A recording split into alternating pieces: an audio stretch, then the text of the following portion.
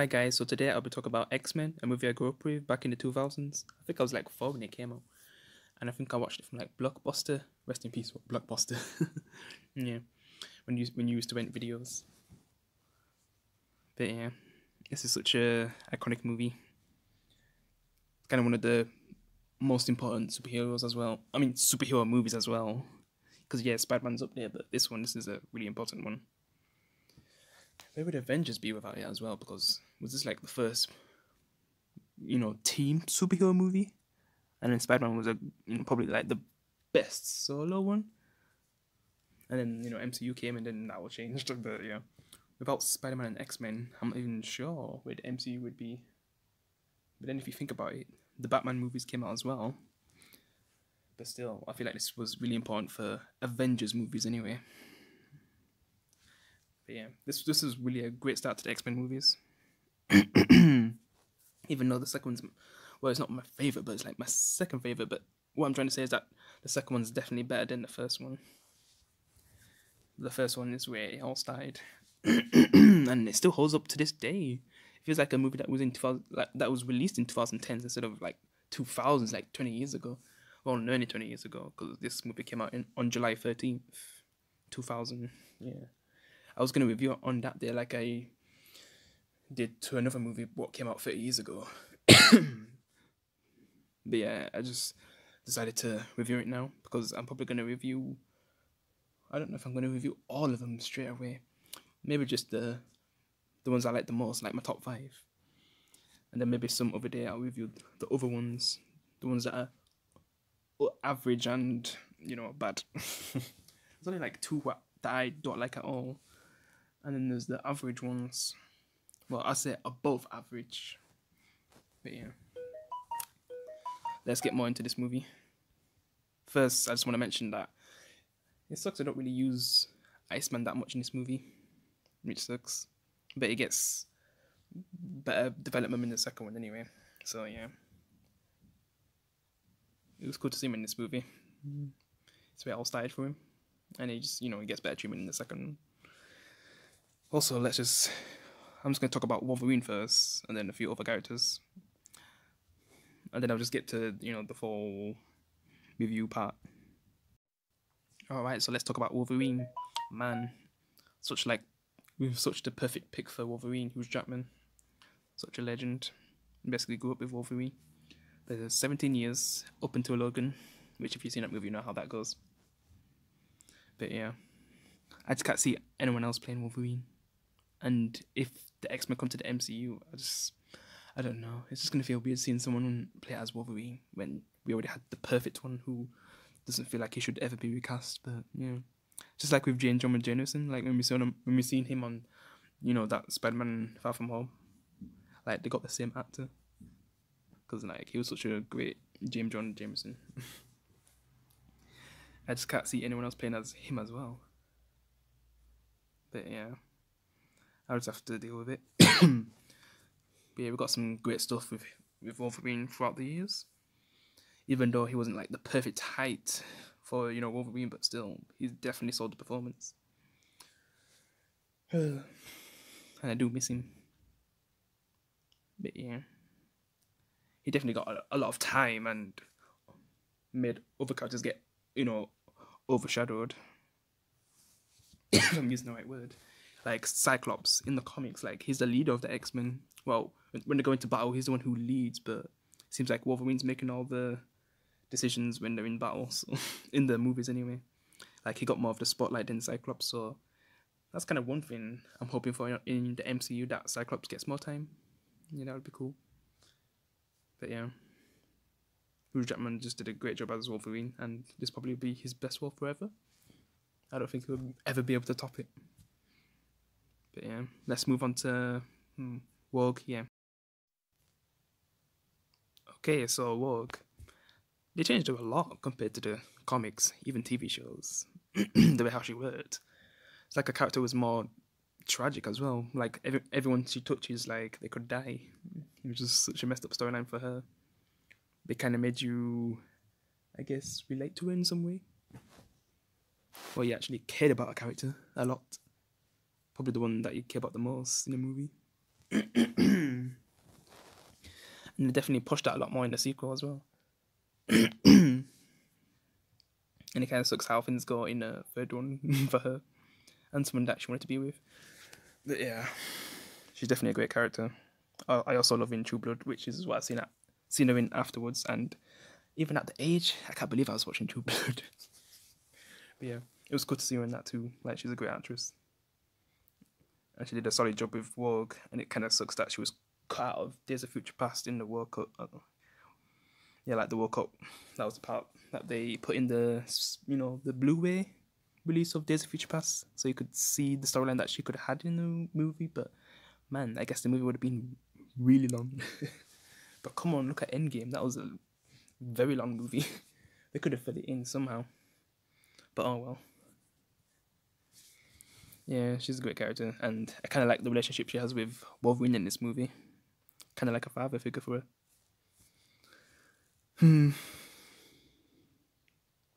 It just like sucks all the things she goes through in this franchise. But Wolverine's always there for her in the end. And yeah, I'm just gonna move on to Magneto and Professor X now, because they have like some big connections to other people in history. But yeah, let's just get to them now. Alright, so first I'm gonna talk about Magneto. Is like probably one of my favorite movie villains of all time. Did such a great job as Magneto. A legendary job. Even actor who replaces him afterwards, like, he does a great job too, but this was the Magneto I grew up with anyway. And he's the one who I prefer. Even though the new one did a good job, but yeah. Such a memorable performance in this movie. And the second one as well. And it was cool to see him again in Days of Future Past. And he just plays such a good villain. So menacing. And then he's also probably like the first villain that I actually kind of related to. And also, I actually got what he was saying, and you could kind of side with him. And especially after the X-Men Fox movies are done now, like, yeah, in a way he was right. What he was trying to do as well.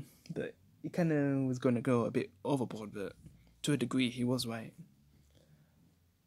And I'm also going to get in a kind of topic in a bit, but yeah, I'm just going to talk about the characters first before I get to that topic.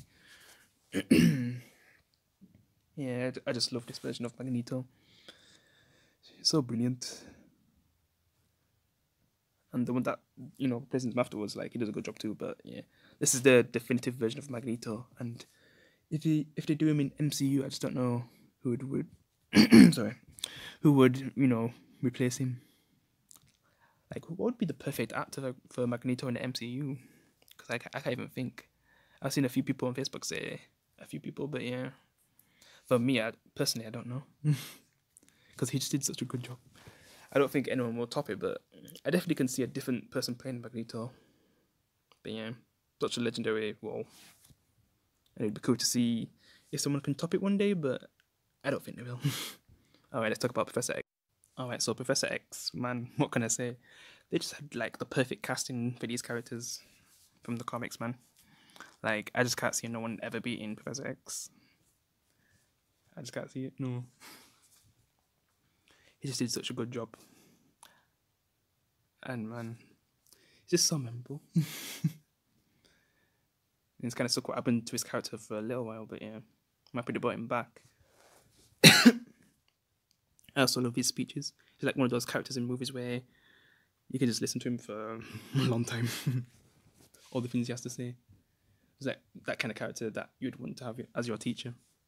Because he's like could you say, he's the leader of the X-Men. Like, he's the one who brings them together and has them in that mansion. And he's the reason why they're not out there being tortured or whatever, really, because mutants, people fear him, and he's the one who's trying to protect him and make people see that mutants are not that bad. Well, not all of them anyway. And yeah, if I was a mutant, I'd want to be on his side instead of Magneto's, even though Magneto does have a point sometimes. But yeah, in the end, I'd rather be with Professor X. Yeah, Patrick Stewart did such a good job. I've never watched Star Trek, so I can't really judge that well, but this is the one that I grew up with anyway. This role as Professor X does such an amazing job. It's just so good. And even though, like, again, the actor that replaces him also does a good job, but like I said, for Magneto, this is the definitive version of Professor X, and I don't think it'll be topped. And I've seen like a actor from Kingsman who could replace him, but I don't know. I don't know how he'd do because I ain't seen enough movies with him in it, so I wouldn't know. But if he can do a good job, then okay. But yeah, an awesome character. It was good. It was cool to see him again in Logan one last time, and he'll be missed. I'll miss all these characters. The original cast, anyway. The new cast was good, but the original cast is what I grew up with. And I guess I'm gonna talk about some scenes. Like, I'll show some scenes, but yeah.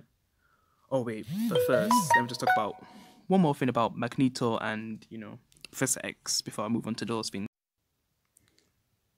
So, for the people who've been watching these movies, you probably got like a hint or realized that Professor X and Magneto just have like a huge resemblance to Malcolm X and Luther King, like with the way how they did things.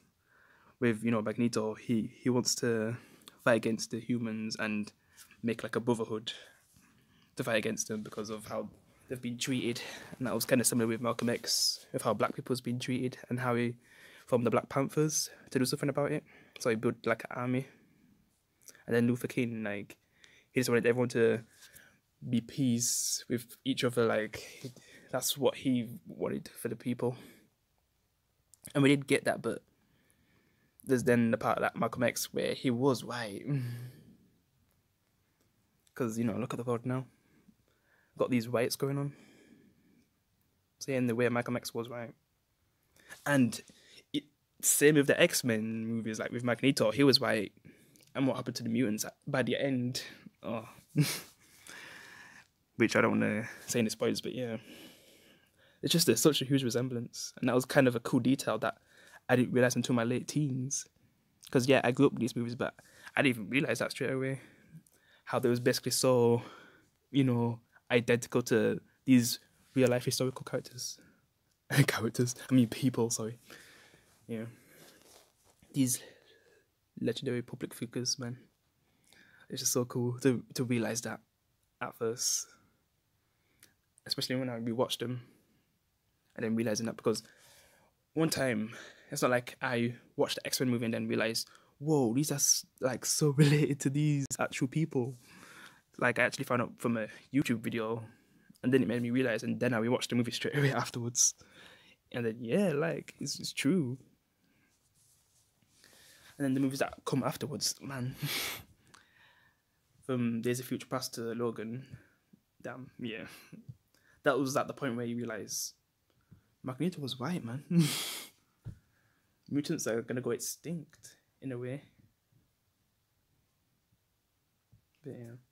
And I kind of just reviewed it if you haven't seen the movies before, but yeah. Because, yeah, Professor X was white to a degree, but in the end, it doesn't really go that well. And kind of like in real life, black people are still getting treated wrongly. And yeah, that's kind of my thoughts on that anyway. Because that was like a really cool detail, and that probably like makes these movies age so well. Yeah, I'm just gonna move on to some of my favorite scenes of the X-Men, the first X-Men movie. Alright, so I'm gonna talk about Storm now. She was like probably like the first person to make me realize that lightning powers was probably my favorite powers, and which was gonna be my favorite powers. Especially when I got to Thor, like, I didn't like him straight away because the first Thor movie wasn't really that great, and he's on Earth for a little bit. But then in Avengers, that's when I realized how awesome Thor can be. And he was my favorite Avenger after watching the Avengers, which, that movie. I need to review it sometime. Because that was such a important movie, man, for superhero movies. Especially team-up movies. Probably the most important. But yeah. Halle Berry played a great Storm. And it kind of sucks we didn't really see it after X-Men 3, yeah? Yeah, that was the one. You kind of see her in Days of Future Past, but she doesn't really get much lines. But yeah, she played a good Storm. I also want to talk about one scene long that she has. It's kind of a really cringy line, but it's just so memorable. Yeah, I'm just gonna play it. There's also the scene where, well, it's probably like Magneto's best scene when he picks up all them cars and then controls the guns. Also at the beginning of the movie, there's the bar scene. Like the cage scene was cool, but yeah, the bar scene so badass. It showed how badass Wolverine was. Right, so I'm talking about the full movie now. So yeah, Magneto's plan was to kidnap the senator and turn him into a mutant. So I don't know if that was like supposed to be like a test, and he joins them to show that the senator's on their side now. So I don't know if that was gonna kind of help him in a way. And then his other plan was to turn everyone into mutants, but that was possibly gonna kill them because the senator, since we never see him again in the franchise, like he dies. He basically turns into water. I know there's like a character in Marvel that can turn into water. Like I seen one in the 90s Spider-Man show, but I don't know if that's the same character.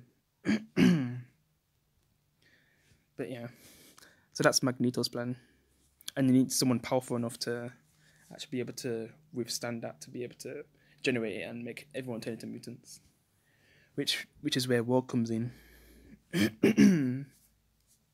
And their plan is to take Rogue at the beginning of the movie, but Wolverine's there to stop it.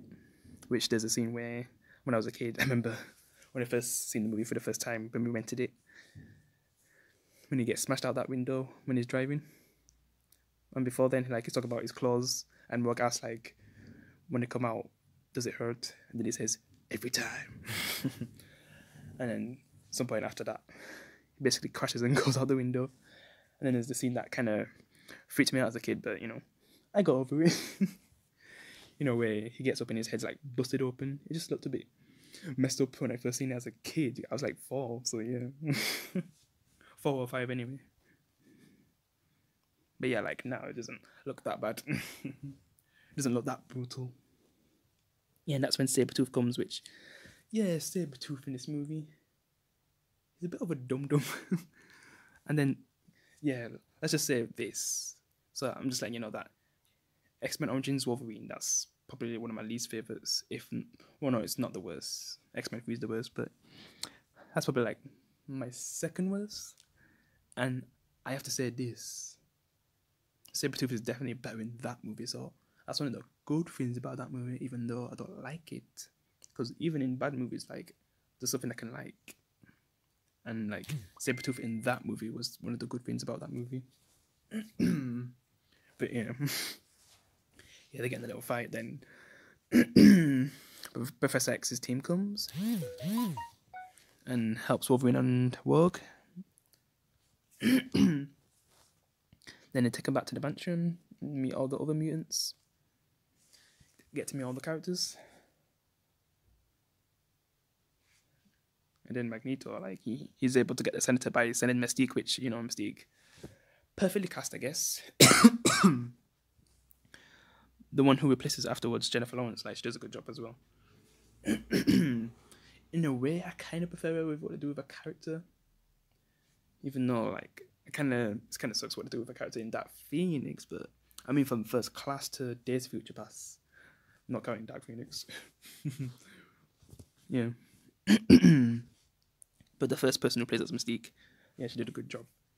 And she was so loyal to Magneto until the very end. And yeah. We also have Toad. Yeah. Oh, it sucks we never got to see him again. Where we do in Days of Future Past, but it's like a little scene, really. It was a cool scene, but it's just a little scene. But yeah, I like Toad in this movie a lot. I really liked him. He was a cool character. It's kind of funny when he sees that bird and he just eats it in front of the senator and he goes like, yuck! That's a funny scene. Then there's that scene that I showed you, when Storm, electrocutes him with that, cringe line. But yeah. So basically, he's able to get Rogue later on when Mystique pretends to be Iceman, because Iceman was having kind of a bonding relationship with Rogue, but then, Mystique pretends to be Iceman, and then says things to make her go away because, you know, she nearly killed Wolverine. Because she went to go check him in when he was having nightmares, you know, of his past. Because, you know, Wolverine went through a lot of shit, man. He was experimented on.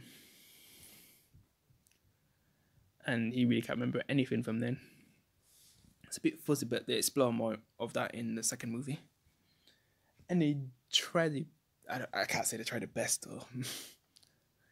In X-Men Origins Wolverine, like, they try, but X-Men 2 does a better job with that. And there's a scene on Apocalypse, which has a, you know, awesome scene when he's tried to escape from the place he's been experimented on. Yeah, I can't wait to get to that scene. That's gonna be awesome. When I review Apocalypse one day. Yeah, we get a bit of origin of that, and he basically has this stuff inside of him, adamantium. So when Magneto comes for Rogue, and she's, you know, well, she can't really escape because he's like right there. So Wolverine tries to do something, and he says you have to get through me, but then, you know, Magneto could just pick him up because he has the power to control all metal. So yeah, he just gets tossed away. And yeah, he gets to Rogue, and then I guess at the end of the movie, that's when he goes back with the team and tries to rescue Rogue. And then we get to see the cool fights, especially the one with the Mystique, which is pretended to be all the characters. Like, that was cool. And then, you know, the Storm and Toad fight. And then the final fight on the Statue of Liberty, that was really cool. That was a cool fight. And then by the end, like, Scott's kind of having all the big moments with, you know, how he takes down their enemies. Because he takes down Magneto, and then he takes down Sabretooth, but, you know, he gets assist from Jean and Wolverine. And they basically stop the people from turning into mutants or possibly dying. And yeah, that's basically the plot of X-Men. It was really a great start to the series. And I do miss these X-Men Fox movies. I just hope the MCU ones can be good. I'm kind of looking forward to see how they do Fantastic Four, since they don't even have a perfect movie series right now. Oh, Fantastic, Jesus. The 2000s Fantastic Four. That's a guilty pleasure for me. It's because I grew up those movies. And Chris Evans was, before Captain America, he was Human Torch. He played a good Human Torch. And then there's the older one, like, I haven't even seen that. But I might check it out one day and maybe review it. And if it's kind of a funny movie, I guess I'll talk about it. Like, it needs to be so for me to watch it. I just don't know. I just don't know when I'd watch it, but maybe one day. But yeah, that's my review on X-Men. Still a great movie. X-Men 2 is better, but yeah, it still holds up well. And a great start to the series that I, you know, miss these days. It's going to be 20 years old on July 13th. I just don't know which one I'll be talking about by then. Maybe Logan? Yeah, I'll probably be talking about Logan on July 13th, I guess. But yeah, that's it for now. I guess I'm going to go watch The 100 and review the latest episode. I guess I'm going to be early for once. Then I'm going to play GTA San Andreas a bit later.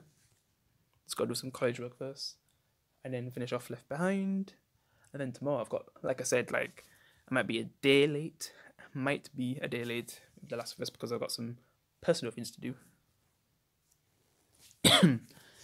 But yeah, we'll see if I get to stream Last of Us tomorrow. Last of Us 2 tomorrow. It might be on the 20th or 21st. Most likely the 20th, yeah. But yeah, we'll see. It'll probably be like midnight on the 20th. Basically when it turns the 20th, UK time. But yeah. Hope you enjoyed the review. I guess I'll review X-Men 2 next week. Yep.